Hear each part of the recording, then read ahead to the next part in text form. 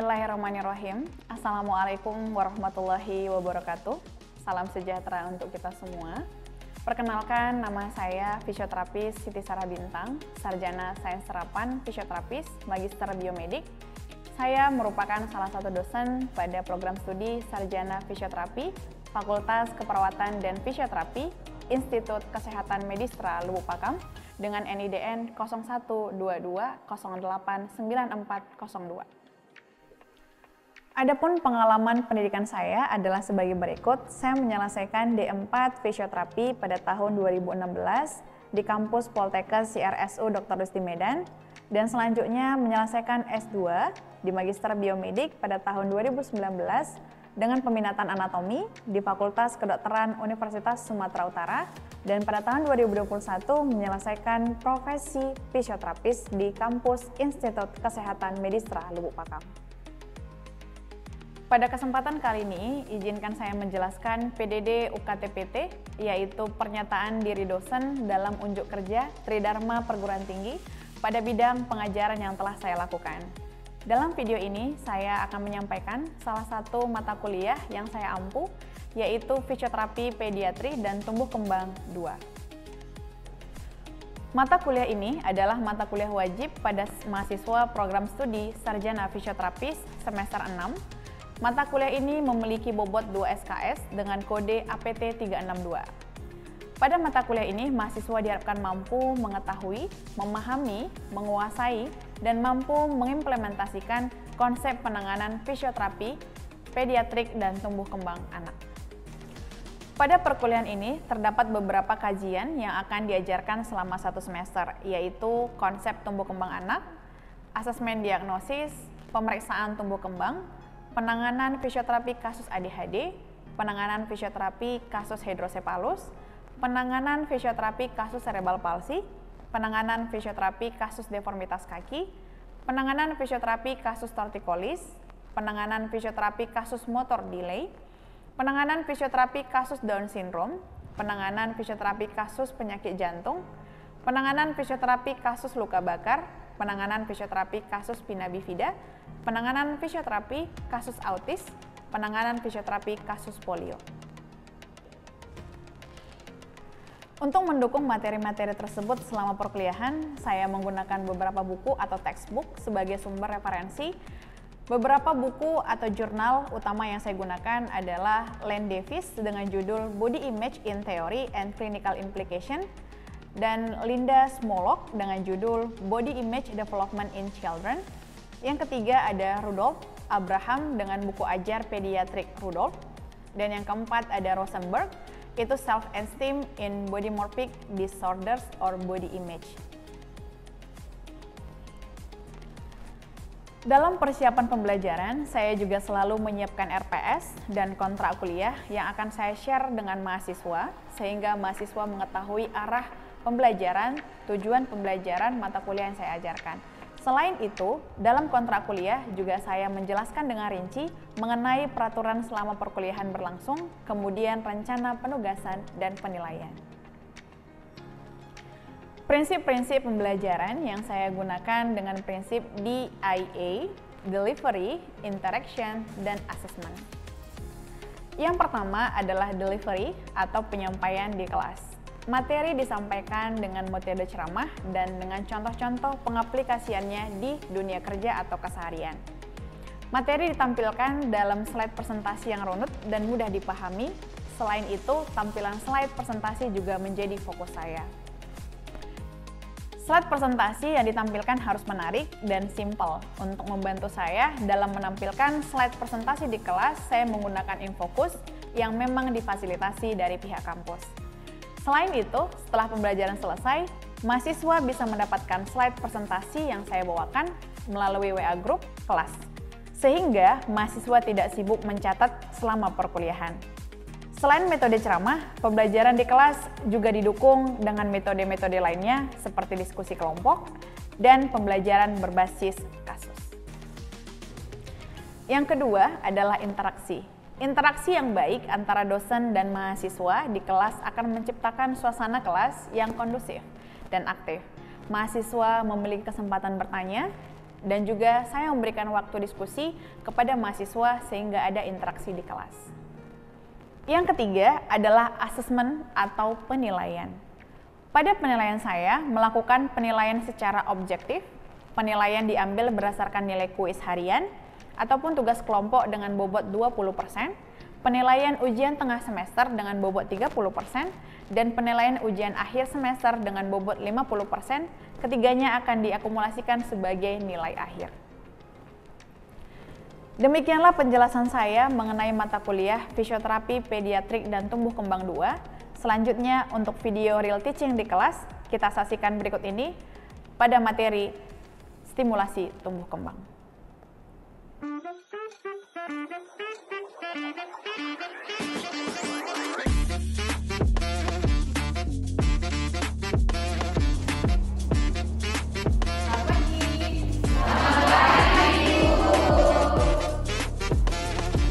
Baik adik-adik, sebelum kita mulai perkuliahan kita hari ini, alangkah baiknya kita berdoa terlebih dahulu. Berdoa dimulai. Berdoa selesai. Mungkin saya minta tolong sekretaris, boleh saya lihat absensinya? Terima kasih.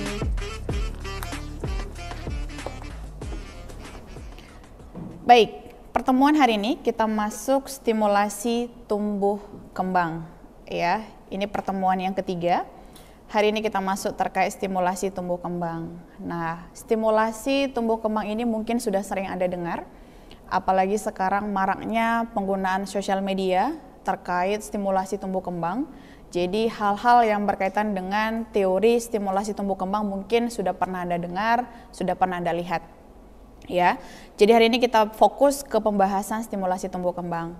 Sebelum saya menjelaskan terkait atau diskusi kita terkait stimulasi tumbuh kembang, saya perlu menyampaikan capaian pembelajaran pada materi ini, yang mana mahasiswi diharapkan dapat menjelaskan apa itu konsep stimulasi tumbuh kembang. Ya, diharapkan adik-adik semuanya dapat menjelaskan apa itu konsep stimulasi tumbuh kembang. Baik, kita mulai. Di sini ada pemaparan terkait pendahuluan dari stimulasi tumbuh kembang, ada di slide saya, ya. Yang menjadi pendahuluan dari materi ini yaitu kita tahu jumlah balita di Indonesia itu sekitar 10% dari populasi, ya, dari populasi manusia, ya. Dan kita tahu balita itu akan menjadi calon generasi penerus bangsa. Ya, yang mana penerus bangsa ini harus memiliki kualitas sumber daya manusia nantinya, gitu. Nah, kualitas ini akan dipicu atau dimulai dari kualitas tumbuh kembangnya. Nah, jadi kita masuk dari tumbuh kembangnya dulu, ya. Sesuai dengan topik kita hari ini yaitu stimulasi tumbuh kembang. Nah, perlu menjadi perhatian, kenapa sih Bu kualitas tumbuh kembang itu harus diperhatikan, gitu ya? Atau apa sih yang menjadi perhatian dari kualitas tumbuh kembang tersebut, gitu? Apa yang menjadi perhatian? Yang pertama, ternyata kualitas tumbuh kembang anak tersebut itu kita harus tahu, ya, bahwasanya di sini yang menjadi faktor berperan penting, ya, terhadap kualitas tumbuh kembang anak itu adalah keluarga, khususnya adalah si ibu, ya. Maka perlu mendapat perhatian yang serius, khususnya pembinaan kesehatan ibu juga sangat penting terhadap kualitas tumbuh kembang pada balita, gitu. Nah, pembinaan kesehatan ibu dalam perkawinan, selama kehamilan, sampai melahirkan sehingga menghasilkan keturunan yang sehat, ya, yang sehat dan selamat atau disebut dengan intake survive. Nah, itu dia pendahuluan kenapa kita membahas kualitas tumbuh kembang dan pentingnya kualitas dari tumbuh kembang. Nah, apa nih yang menjadi upaya, ya, upaya pembinaan atau hal yang penting yang perlu kita lihat terkait kualitas tumbuh kembang pada balita. Nih, kesehatan anak itu diarahkan untuk meningkatkan ada 3, yaitu yang pertama kesehatan fisik, yang kedua kesehatan mental, yang ketiga adalah sosial. Apa tadi yang pertama? Yang pertama adalah kesehatan fisik. Yang kedua adalah kesehatan mental. Yang ketiga adalah sosial.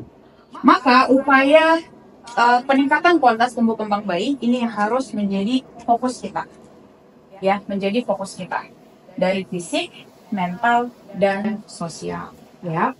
Nah, kapan ini kita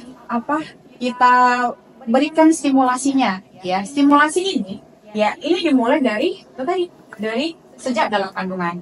Ya, stimulasi itu bukan pada saat dia dilahirkan saja, tetapi pada saat dia di kandungan si ibu dalam kondisi trimester 1, trimester 2, trimester ketiga, itu semua memiliki teknik stimulasi tersendiri. Ya, ada berbagai macam stimulasi yang diberikan pada saat bayi di dalam kandungan.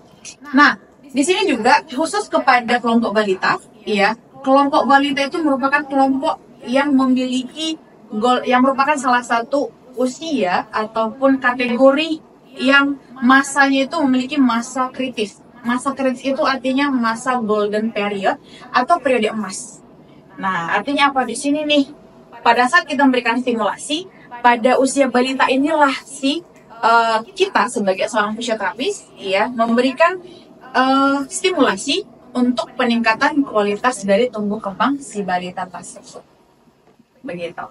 Ya, jadi di usia balita atau kelompok usia balita merupakan kelompok usia yang memiliki ataupun salah satu yang memiliki masa kritis, ya, atau dikatakan dengan golden period atau periode emas dalam pemberian stimulasi dalam proses peningkatan tumbuh kembangnya.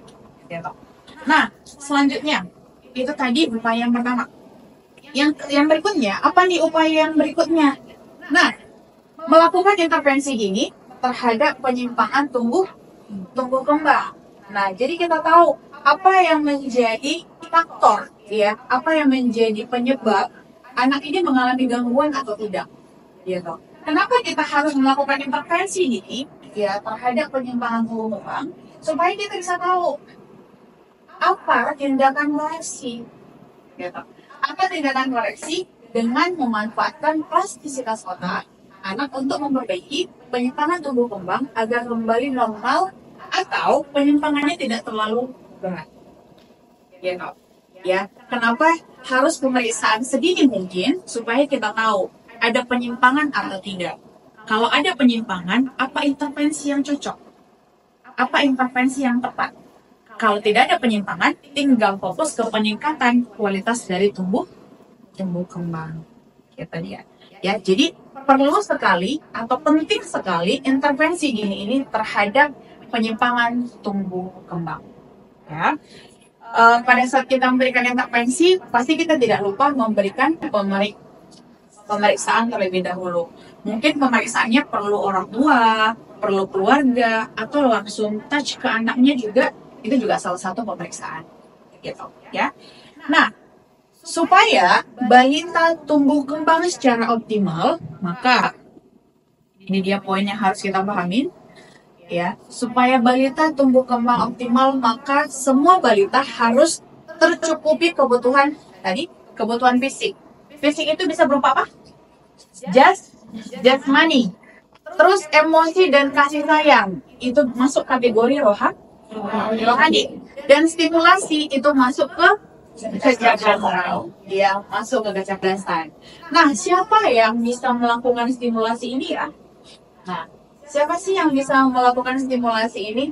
Stimulasi ini pasti dilakukan oleh orang-orang terdekat si balita tersebut. Dari keluarga, mungkin bisa fokus ke ibu atau ke ayah, ya. Jadi siapa yang bisa memberikan stimulasi ini, ya, dilakukan oleh keluarga dekat, ya, berupa, ya, ayah, ibu, ya. Dengan cara apa? Masuk kita ke konsep stimulasi tumbuh kembangnya.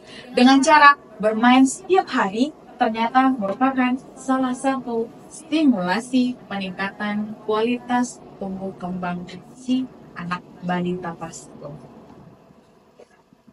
Ya, jadi konsep bermain, ya, setiap hari merupakan salah satu cara stimulasi yang diberikan untuk peningkatan kualitas tumbuh kembang pada anak tersebut.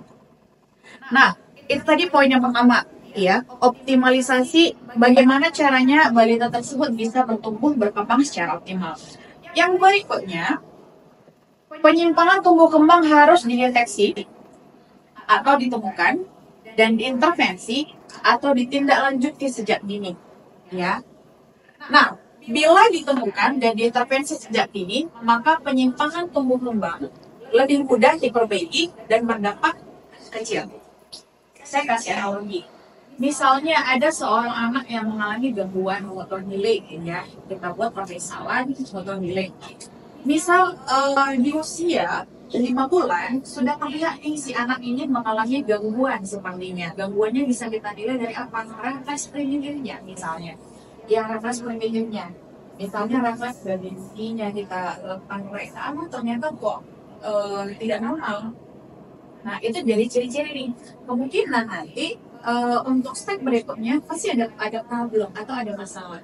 Nah, jadi kita tahu apa yang akan kita lakukan di masa yang akan datang kalau kita sudah temukan ada yang menjadi gangguan gitu. Jadi kita bisa lebih cepat mengambil kesimpulan apa kira-kira yang bisa kita berikan untuk memperbaiki gangguan atau penyimpangan tersebut. Yang kedua, bila ditemukan dan intervensi terlambat, sudah tahu nih bermasalah refleks babinsinya, ya, kita nggak peduli, ya, dede nggak apa-apa, mungkin nanti bertambah usia juga nanti akan terlihat kok refleksnya ternyata salah, ya, makin bertambah usia makin terlihat penyimpangannya. Artinya apa? Dampak resikonya makin besar, gitu ya, karena tidak diintervensi secara dini. Gitu, ya, terlihat ya perbedaannya, ya, mana yang kira-kira perlu perhatian cepat, mana perlu perhatian yang mungkin kita bisa berikan waktu yang lebih panjang karena memang tidak ada gangguan sama sekali. Nah, tahap pertumbuhan dan perkembangan umumnya dicapai yang sama pada semua anak. Jadi, konsep motorik kasar, konsep motorik halus, sosial, dan berbicara ini harus sama semua usia. Ada targetnya. Usia berapakah si anak tersebut sudah bisa berjalan misalnya. Anak di usia yang sama harus ikut dengan pola itu. Gitu. Tidak boleh misal 1 tahun sudah bisa berjalan. Untuk si A misalnya, dia usia 2 tahun baru bisa berjalan. Normal tidak? Tidak normal. Seusianya harus sama polanya semuanya. Makanya dikatakan tahap pertumbuhan dan perkembangan umumnya dicapai pada usia yang sama pada semua anak. Tidak ada perbedaan di sini. Ya, mau dia berkulit putih, mau dia berkulit hitam, ya, itu menurut suku Batak misalnya atau suku Jawa misalnya tidak ada perbedaan. Semua sama. Ya. Nah, bila terjadi lebih lambat dari yang diharapkan, inilah yang dikatakan dengan keterlambatan tumbuh kembang atau disebut dengan growth and development delay. Ya, growth and development delay. Nah, selanjutnya, mengapa dapat terjadi keterlambatan pertumbuhan dan perkembangan? Di sini saya mau tanya adik-adik semuanya, kira-kira siapa yang bisa menjawab? Apa kira-kira yang menjadi penyebab terjadinya keterlambatan dari pertumbuhan dan perkembangan yang pernah Anda dengar atau yang Anda ketahui? Boleh, silakan angkat tangan. Mohon izin menjawab, Bu. Ya, silakan. Perkenalkan, nama saya Ripka Tambu Bolon. Saya ingin mencoba menjawab pertanyaan dari Ibu. Nah, mengapa dapat terjadi keterlambatan pertumbuhan dan perkembangan pada anak? Menurut saya ada beberapa faktor yang dapat mengganggu pertumbuhan dan perkembangan anak. Nah, salah satunya apabila anak tersebut menderita beberapa penyakit seperti cerebral palsy, autis, dan Down syndrome. Terima kasih, Bu. Oke, kasih aplaus.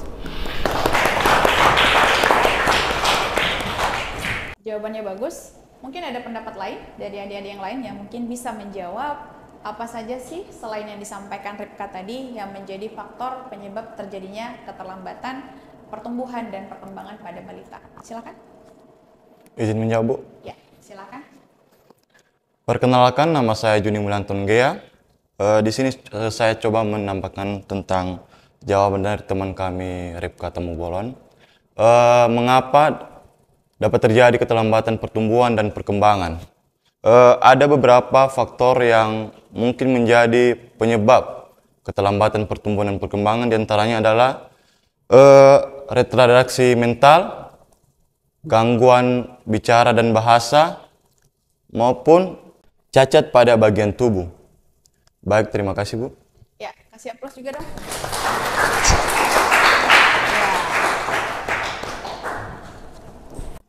Yang disampaikan oleh Ripka dan Juni tadi, iya benar. Mungkin di luar dari itu masih banyak lagi kasus yang lain, ya, yang bisa menjadi faktor penyebab terjadinya gangguan tumbuh kembang. Ya, tadi sudah disampaikan ada cerebral palsy, ada Down syndrome, ada retardasi mental, ada autis, ya, dan lain-lain. Nah, selanjutnya kita harus tahu juga apa yang harus dilakukan terhadap anak yang mengalami gangguan tumbuh kembang. Tadi sudah tahu ya apa yang menjadi penyebab. Kita pilih salah satu deh gangguannya, ya.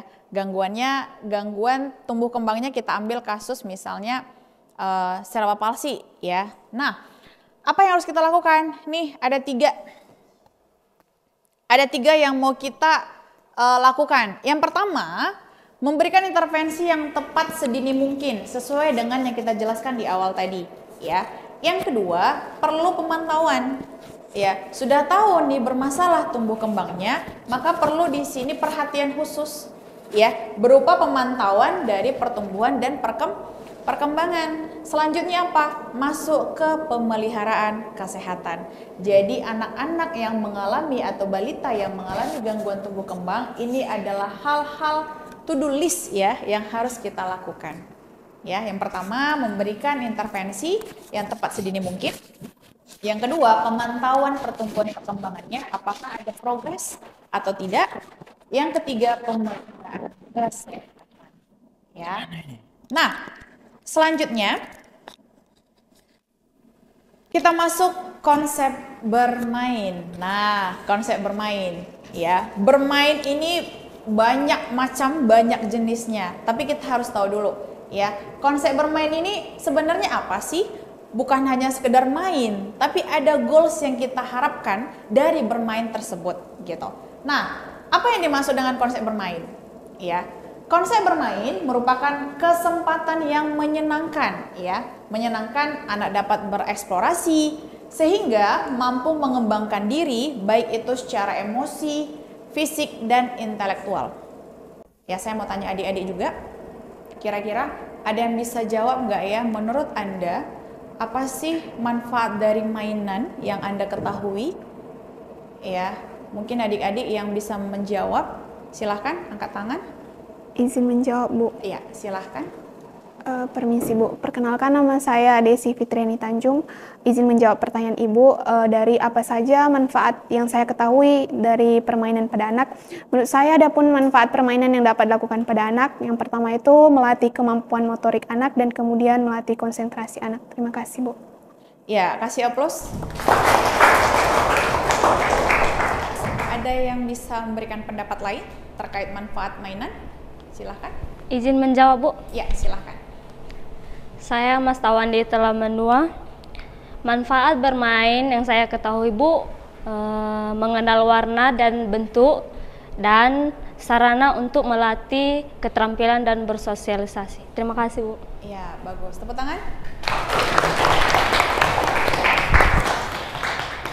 Itu dia manfaat mainan. Yang pertama itu ada melatih kemampuan motorik. Yang kedua melatih konsentrasi. Yang ketiga? Iya, mengenalkan konsep sebab akibat. Selanjutnya melatih bahasa dan wawasan. Selanjutnya sebagai sarana untuk poin yang sangat penting dalam hal memberikan permainan adalah penyesuaian terhadap usia. Kan gak mungkin kita kasih puzzle pada anak berusia 5 bulan. Gitu dia. Puzzle-nya puzzle isian kata atau susunan kata. Nah, jadi harus disesuaikan dengan usianya supaya tercapai. Ya, tercapai itu tadi goals yang kita harapkan terkait kualitas pertumbuhan dan perkembangan pada balita atau pada anak. Selanjutnya mengenalkan warna dan bentuk, dan yang perlu Anda ingat bahwa ya, manfaat mainan ini juga harus konsepnya edukatif. Ya, harus edukatif. Jadi tidak hanya memberikan permainan tapi tidak ada edukatif sama sekali atau hanya sekedar bermain saja. Nah, yang perlu diingat di sini diharapkan permainan tersebut atau mainan tersebut merupakan alat permainan yang edukatif. Oke. Nah, sejauh yang saya jelaskan tadi, kira-kira semuanya paham adik-adik atau adakah yang ingin bertanya? Atau ada yang kurang jelas dari apa yang saya sampaikan? Silakan angkat tangan. Saya Bu, izin. Saya mulai Irsyad izin bertanya. Sebelum memberikan intervensi kepada balita, apa saja yang kita lakukan sebagai fisioterapis? Terima kasih Bu. Baik, terima kasih untuk pertanyaannya. Kasih aplaus. Baik, intervensi ya. Sebelum pemberian intervensi, hal apa sajakah yang bisa kita lakukan sebagai seorang fisioterapis? Itu ya pertanyaannya ya. Nah, mungkin jawabannya yang pertama, intervensi itu kita lakukan atau kita susun berarti ada dulu pemeriksaan pastinya. Pemeriksaan itu banyak ya, bisa pemeriksaan dari pemeriksaan umum dulu terlebih dahulu, pemeriksaan spesifik sampai mungkin tambahan penunjang diagnostik yang lain untuk menentukan diagnosa apa yang menjadi tujuan kita, yang akan menjadi masalah yang akan kita berikan intervensi. Itu ya, Bang. Jadi pemeriksaan itu penting. Jadi sebelum intervensi harus tahu dulu pemeriksaannya apa yang menjadi masalahnya, itu yang harus kita lihat dulu gitu. Setelah kita tahu, oh permasalahannya di motoriknya nih, oh permasalahannya di sensoriknya nih, atau di bahasanya ini, atau di sosialnya misalnya, atau di emosinya. Jadi kita bisa menentukan intervensi yang cocok terhadap permasalahan tersebut. Kan gak mungkin ya si anaknya bermasalahnya motorik kita kasih latihan sosial, nah nggak match dong gitu. Jadi misalnya dia latihan bermasalahnya di sensorik, kita kasih latihannya berupa exercise gitu. Misalnya dia bermasalah di emosionalnya, kita kasih latihan yang mengarah untuk kendali emosional, begitu kira-kira ya Bang untuk jawabannya. Nah, tadi ada satu pertanyaan, mungkin setelah saya jawab pertanyaan tersebut sudah paham kira-kira adik-adik? Sudah paham. Baik, kita evaluasi dulu ya. Adik-adik sudah paham, kita evaluasi dulu pertemuan kita hari ini. Mungkin kita akan lakukan kuis. Ya, silakan ambil selembar kertasnya. Silakan tulis nama. Silakan tulis NPM Anda.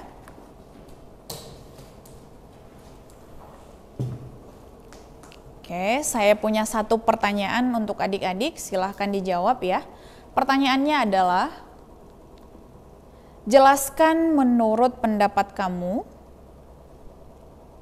apa upaya yang bisa kita lakukan sebagai seorang fisioterapis terhadap gangguan tumbuh kembang yang terjadi pada balita. Silahkan dijawab, saya kasih waktu 5 menit dari sekarang. Ya, waktunya habis, 5 menit. Silahkan dikumpulkan adik-adik.